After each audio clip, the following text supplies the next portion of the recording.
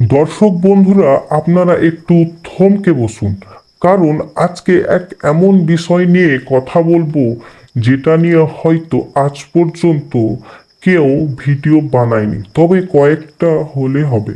আমি এখানে একটা সমস্যা নিয়ে এসেছি। যখন রাতের বেলা আমার স্বামী আমার কাছে আসে, তখন তার লিঙ্গটা দাঁড়ায় না। তো এক্ষেত্রে আমার করণীয় কি, আমি ডাক্তারবাবুর কাছে থেকে জানতে চাই। যাই হোক, আর দেরি না করে শুরু করে ফেলি।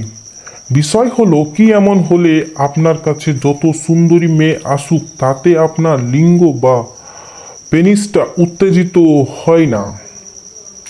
তবে এর কারণ রয়েছে। এর দুটো কারণ রয়েছে। এর এক নম্বর কারণ হলো যে লিঙ্গে ব্লাড প্রবাহ হয় না। দ্বিতীয় নম্বর কারণ হলো ব্লাড প্রবাহ হয় না বলে স্বাভাবিকভাবে লিঙ্গ দাঁড়ায় না। তাহলে এবার আলোচনা করব কি এমন হলে লিঙ্গে ব্লাড প্রবাহ হয় না। কি এমন হলে লিঙ্গে ব্লাড প্রবাহ হয় না? এর এক নম্বর কারণ হলো শরীরে ইমিউনিটি পাওয়ার অনেক কম। দ্বিতীয় নম্বর কারণ হলো লিঙ্গের ব্লাড আর্টারিগুলোতে কোলেস্ট্রল জমাট বাঁধা। তিন নম্বর যে কারণটি তা হলো মানসিক অশান্তি। এবার জানবো এর ট্রিটমেন্ট।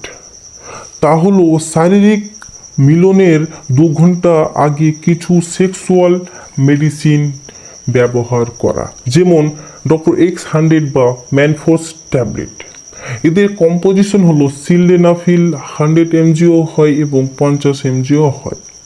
এই মেডিসিনগুলো 22 বছরের ঊর্ধ্ব ছেলেদের অনেক জন্যই কমফোর্টেবল। তবে যে কোনো মেডিসিন ডক্টরের পরামর্শই নিন। এবার এর পার্মানেন্ট ট্রিটমেন্ট হলো আগে পেশেন্টকে দেখে ডায়াগনোসিস করে জানতে হবে তার কি অসুবিধার জন্য এই সব অসুবিধে হচ্ছে।